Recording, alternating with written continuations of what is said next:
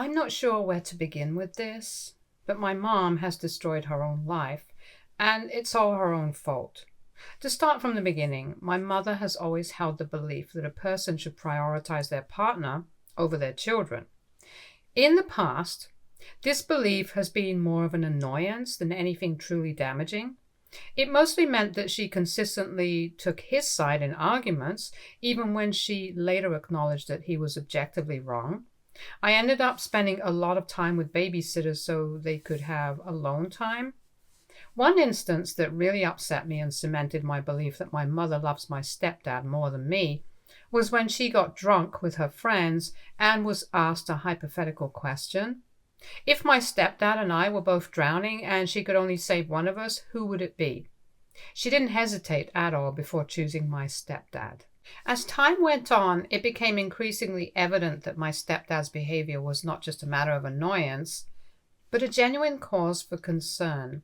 He was emotionally and sometimes even physically abusive, and yet my mother remained steadfastly loyal to him. I suspect now that he struggled with bipolar disorder because he would have random violent mood swings, which often manifested in emotional abuse and occasional violence. The cycle was painfully predictable. It usually started with something minor, like a simple misunderstanding or a moment of hesitation on my part. Then he would go unusually quiet, which would make us tense and tiptoe around the house, afraid to provoke his wrath. I would stay in my room for hours, afraid to go out because of this. Then, like clockwork, he would go out and drink and return home in a drunken rage, unleashing a torrent of hurtful words and destructive outbursts on us. Our house belongings would then bear the brunt of his anger. Our oven door, expensive blinds, dining room chairs, and even my computer fell victim to his fury. Then he would start screaming at us, saying how he was going to leave and never come back. In those agonizing moments of his absence, I would hold my mother close as she grappled with despair trying to keep the house together. Days would pass by in a haze of uncertainty until, out of nowhere, he would reappear on our doorstep as if nothing had ever happened. There would be no apologies, no explanations. It was like he would expect us to welcome him back with open arms. My mom would force me to forgive him and give him a hug so we could resume our facade of a happy family until his next mood swings. During those fleeting moments of peace, he would shower me with affection, claiming me as his own daughter and showering me with praise. But beneath the facade of affection, I knew that his craziness would inevitably return, plunging us back into the cycle of fear and uncertainty. I would plead with my mother to leave him, and she would say how he is going to change and to be patient. This was extremely frustrating, yet as a child I had no choice but to follow my mother's lead. Despite the turmoil at home, my mother decided to get married to my stepdad, and they eventually got married. She gave birth to my stepsister, Serena. The arrival of Serena did nothing to change our family dynamic, and my stepdad continued to behave like a maniac as usual. Perhaps it was because my mother spent so much of her time taking care of my stepdad that Serena and I started to lean on each other for support. I was 4 years older than Serena, so I took it upon myself to look after her as much as I could. We walked to and from school together, sharing stories and secrets along the way. In those moments, despite the chaos at home, Serena and I found solace in each other's company, which is why we continued to be close even today. As we started growing up, my stepdad started to focus his abuse more and more on my mom and me. He knew my mother would not lift a single finger against him, so he would often take advantage of that by kicking me, throwing my food if I didn't listen to him, taking away my phone and checking all my apps, and making me go hungry to bed. If I protested, he would often taunt me that as the man in this family, he needed to make sure that I was being a good daughter, otherwise no man would want me. He would also say things like, I was the reason that he and my mom fought so much. One of his biggest manipulative methods was forcing my mother in such a way that she had to choose sides. For example, if he didn't like what I was wearing, he would ask me to cover up more or change even though I would be wearing a normal shirt that showcased no skin. He would loudly ask Mom if she approved of her daughter going out like this, and then Mom would obviously take his side and make me change into a turtleneck. When I would get pissed at her, she would tell me that a good wife puts her husband before her children. At 16, I wasn't allowed to watch any movies, listen to music, read comic books, play games on my computer, or go out with anyone whose parents they hadn't met. I would plead and plead, but my stepdad would scoff and say how women during his time stayed in their house all the time, which is why they were good housewives. He would also say that I should be a good role model to Serena so that she could grow up like me. He himself would spend hours on the couch drinking and watching shitty action films. Once, I even walked in to see him watching porn. That shameless guy didn't even bother to switch it off or lower the volume. Serena didn't understand what he was watching and was shocked to see what was going on the screen. I was so embarrassed that I rushed her inside my room and put headphones on her ears. Later, when I told my mother about it, she said how men sometimes need to watch porn and that I should not judge him. I told her to at least tell him to watch it somewhere outside, and when my mother decided to talk to him about it, he tried to manipulate my mother and say how I decided to come back home early and it wasn't his fault. In the end, everyone dropped it and pretended like nothing had happened. Finally, when I was 18, I got into a good university, and without hesitation, I moved out. Serena and my mom begged me to not move so far away, which absolutely broke my heart. But I knew that if I didn't go, then I would never have this chance again. Stepdad threatened that he would never allow me to come back home if I really decided to move, but I didn't care about his opinions anymore. I promised Serena that she could move in with me when she was 18. This is when my actual life began. Leaving home for university was both liberating and terrifying. It was my chance to break free from the toxic environment I had grown up in and start afresh. Living on my own taught me independence and resilience. I threw myself into my studies, surrounded myself with supportive friends, and explored new opportunities.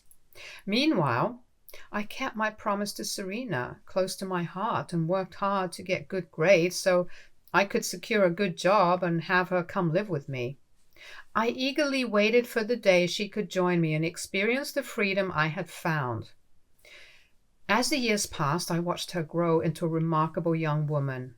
And when she turned 18, she moved in with me, marking the beginning of a new chapter in both our lives. Unlike me, she didn't have good grades, so ultimately, I got her enrolled into a community college in my locality. She approached her studies with dedication and enthusiasm, determined to carve out her own path. Our lives together were great. We shared everything from stories to chores, and it was great to see her grow. She worked hard at college, and we supported each other through the ups and downs. Having her around made life more exciting, and we tackled challenges together, knowing we could rely on each other. As she studied and I worked, we built a strong bond that made everything feel possible. Throughout all this, my communication with my mother had reduced significantly. She would only talk to me when stepdad was out of home, so he would not catch her talking to me. He clearly nursed a grudge against me, and it only solidified even more when Serena moved out to be with me. He would call Serena several times and demand her to come back home, but she would say how much happier she was living with me.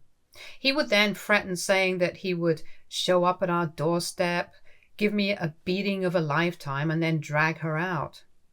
As a result, this would scare both of us, so we lived in fear for a very long time, not knowing when he would actually show up.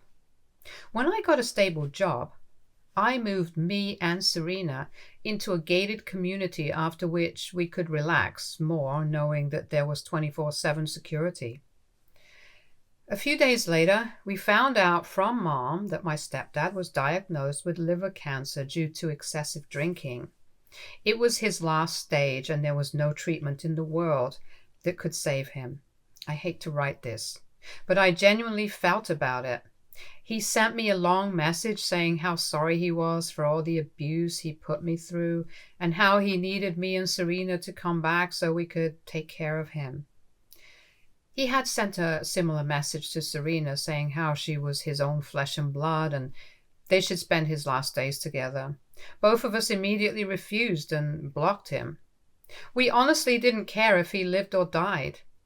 My mom was extremely upset with us for not forgiving him.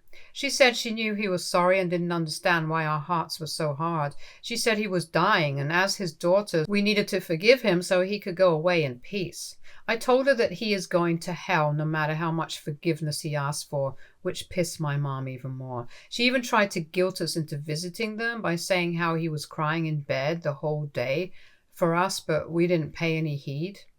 Eventually, my stepdad passed away in his sleep. I wish he could have suffered more, but unfortunately he didn't. Serena and I then decided to go back home to be there for our mother and support her through the funeral. I arranged everything regarding the funeral while my mother was crying to all her relatives about how great of a husband he was and how she was going to miss him. Once his funeral was done, we discussed with my mother to come and live with us since we knew she couldn't sustain all this by herself.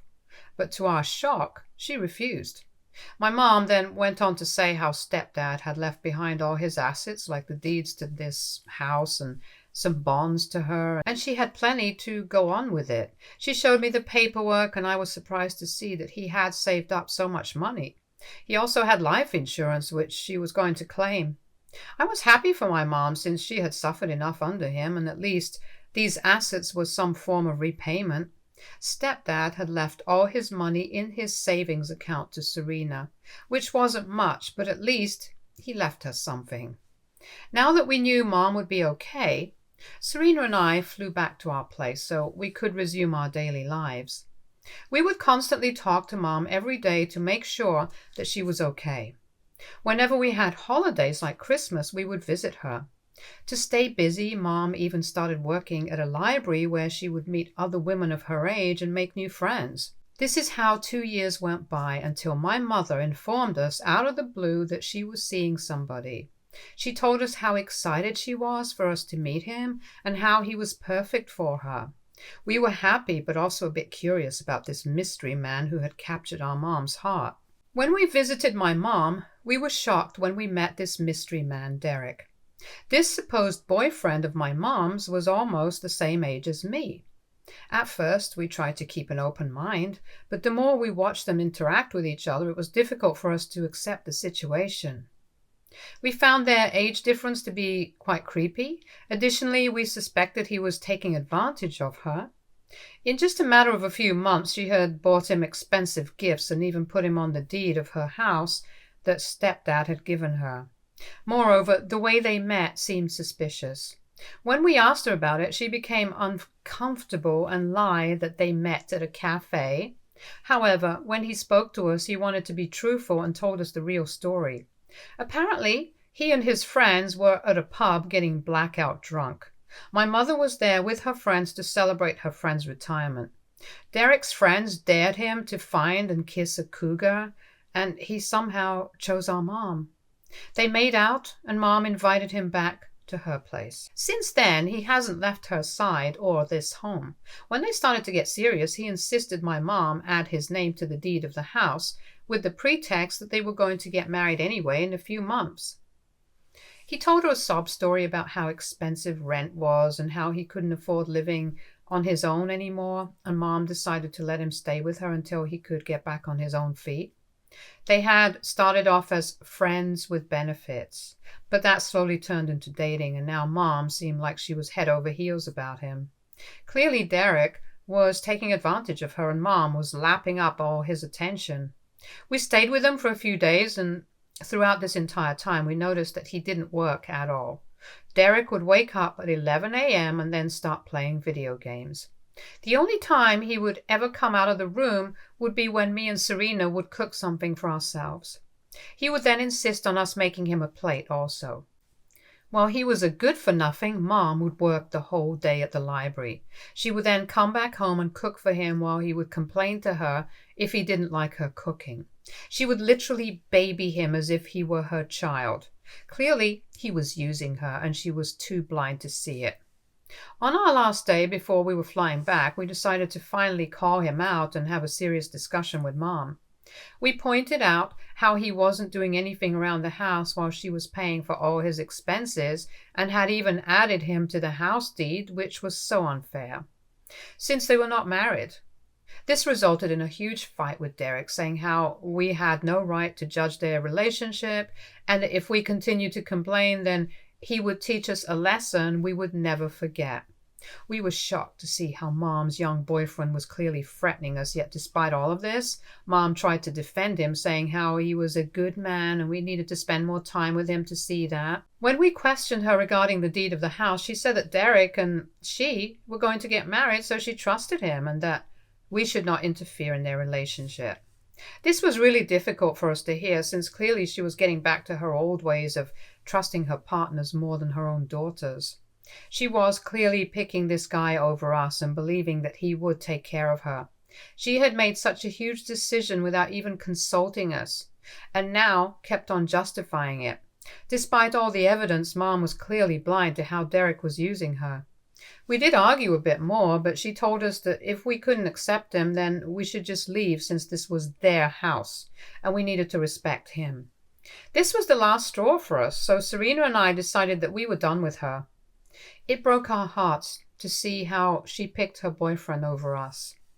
After this incident, we didn't visit our mom much, nor did she call us. She had clearly made her choice, and we wanted to respect it. A month ago, Serena and I woke up to multiple missed calls from Mom. It had been a long while since she had called us. I called her back out of concern, and she picked up to say that she was flying to see us and requested I arrange an Uber for her to come to our place. I asked her firmly if her so-called boyfriend was coming also, because if he was, then he wasn't allowed inside our place. But my mother said no and didn't elaborate much, which was suspicious. When Mom came, she looked utterly disheveled. We were concerned about her and sat her down. I then asked her if something was wrong. This is when Mom broke down crying, beating her chair in despair. We were completely taken aback by her reaction, which is how we knew that something was wrong. Serena gave her a glass of water to help calm her down. Eventually, my mother started telling us exactly what had happened. You see, after she stopped talking to us, Derek started taking advantage of her, knowing that he had her isolated from us and there was no one she could turn to. He convinced her to sell the house they were living in, saying that they needed a much bigger one before they got married.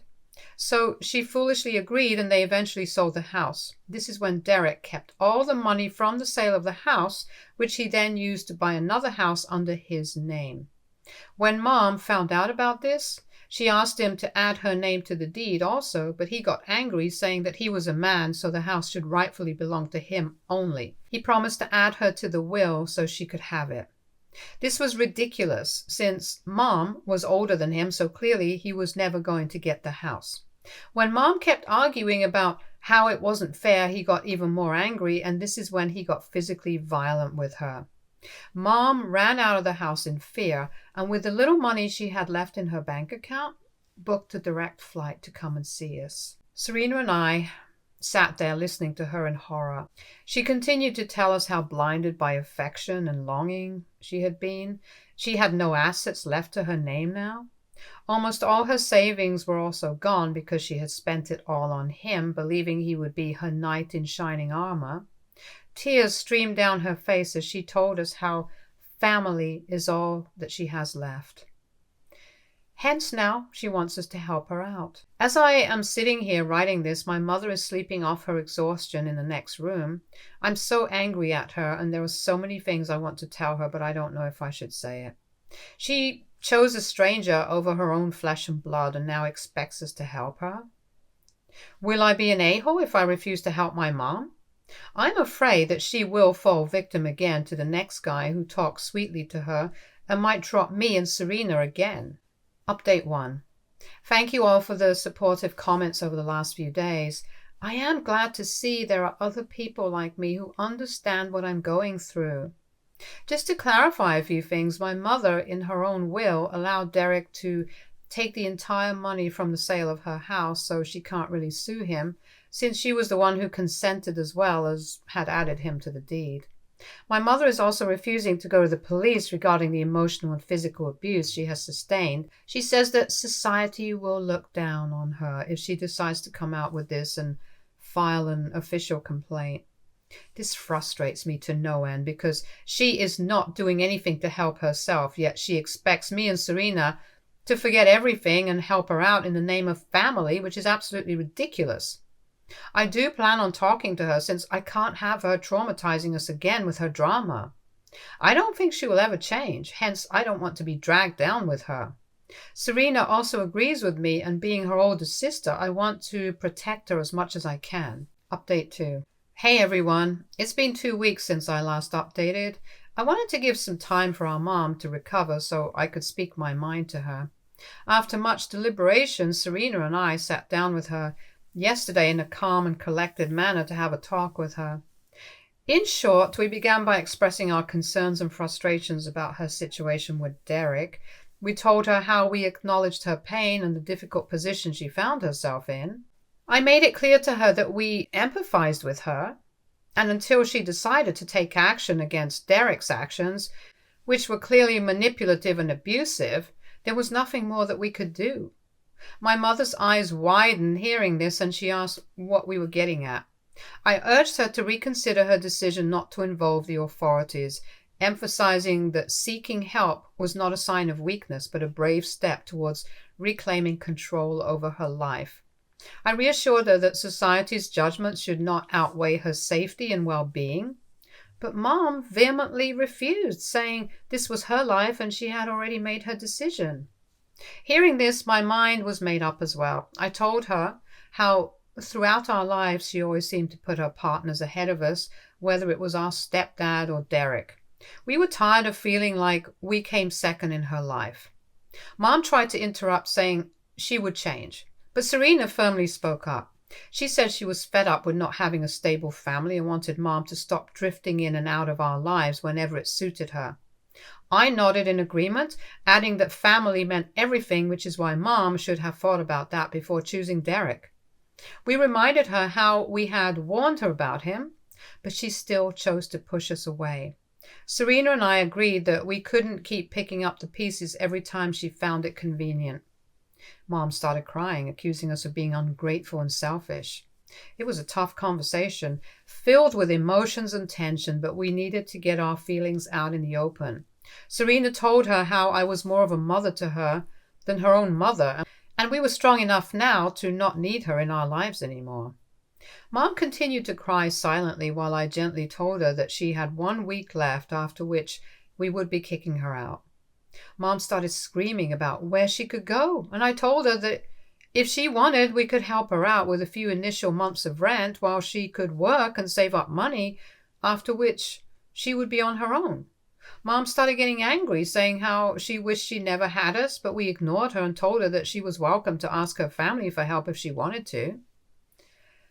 After this, to give Mom some space, I took Serena out for some ice cream. In the car, both of us cried a little, since this was such a difficult conversation for us to have. But it was much needed. I hope our Mom makes the right decision and works towards changing her life rather than resenting us for her own mistakes. Only time will tell if my Mom will heed our words and take the necessary steps to reclaim her life. Update 3. Hello. Wow, it's been 3 months since my last update, and I'm back now with a small update since I have been getting a lot of DMs regarding this. Everything is well with us and our Mom. Despite how much she yelled at us after our conversation, she had no choice but to go back to her city and resume her job while we agreed to pay her rent for the next 6 months. Before going, she apologized to us again and has been unusually sweet to us. Don't worry, we're not sending her any money directly, but we send the rent money directly to the owner so she can't use our money elsewhere. After her getting scammed out of so much money, we are obviously a bit nervous. She hasn't been in contact with Derek since their breakup, so I guess he is living his grand life. There is nothing that we can do against him when Mom herself doesn't decide to file a complaint. Anyway, Serena and I, are doing well in our lives. I have been promoted, so I am quite happy with my job. Serena is also excelling in her career, and I'm proud of her.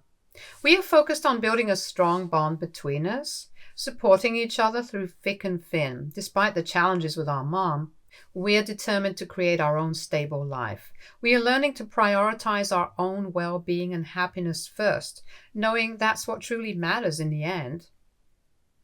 Stay tuned for more stories from our girl relationships.